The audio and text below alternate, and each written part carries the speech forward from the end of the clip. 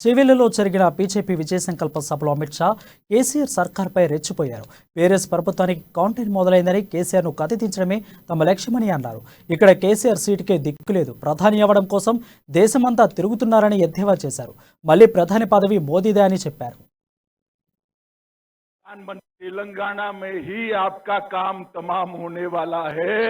भारत की कहां बात कर, प्रधानमंत्री बनने का स्वप्न देखा है, इधर उधर घूमते हैं कि भाई प्रधानमंत्री का बात करेंगे तो मुख्यमंत्री तो बन ही जाओगे।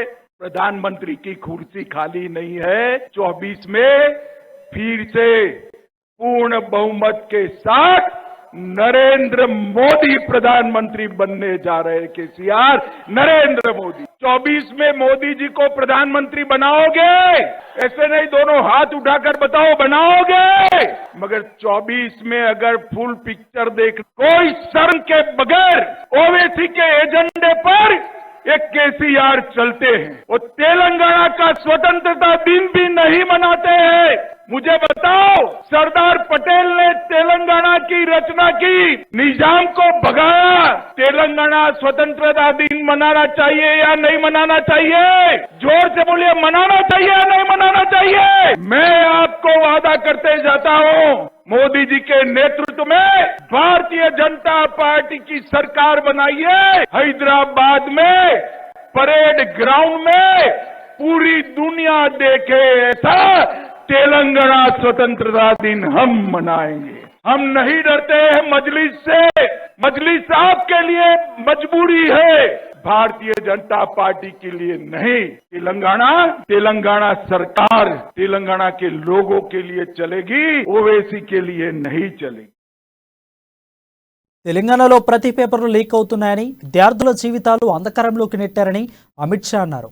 పేపర్ లీక్ పై మాట్లాడినందుకు బండి సంజయ్ని జైల్లో పెట్టారని, జైల్లో పెట్టినంత మాత్రాన బీజేపీ కార్యకర్తలు భయపడారని చెప్పారు. పేపర్ లీక్ పై కేసీఆర్ ఇంతవరకు స్పందించలేదని, సిట్టింగ్ జడ్జితో విచారణ జరిపితే నిజాలు బయటకు వస్తాయని అమిత్ షా అన్నారు. వచ్చే ఎన్నికల్లో యువకులంతా బీజేపీకే పట్టం కడుతున్నారని ధీమా వ్యక్తం చేశారు.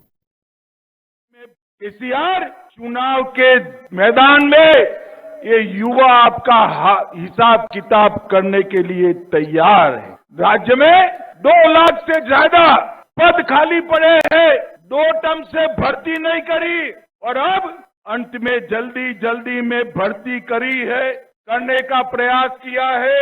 80,000 भर्तियों की घोषणा की, उसमें भी पेपर लीक कर युवाओं को बर्बाद करने का काम आपने किया है। मुझे बताओ, तेलंगाना के युवाओं, एक केसीआर को, जिसने तेलंगाना के युवाओं का भविष्य बर्बाद किया, इसको एक क्षण भी सत्ता पर रहने का अधिकार है क्या?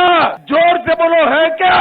जो ठीक से एक भी परीक्षा नहीं कर सकता है, उसको सत्ता पर रहने का।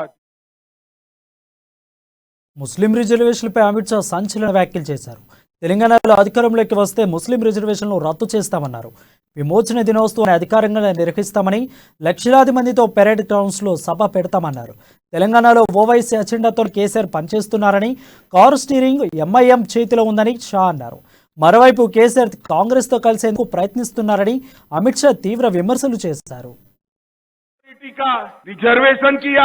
संविधान विरोधी मुस्लिम रिजर्वेशन शिक्षा में किया और कई सारी बातें की। मैं यहाँ कहकर जाता हूँ, भारतीय जनता पार्टी की सरकार बनेगी तो एक गैर संवैधानिक मुस्लिम रिजर्वेशन को हम समाप्त कर देंगे। ये अधिकार तेलंगाना के एससी, एसटी और ओबीसी का है, वो अधिकार उनको मिलेगा और मुस्लिम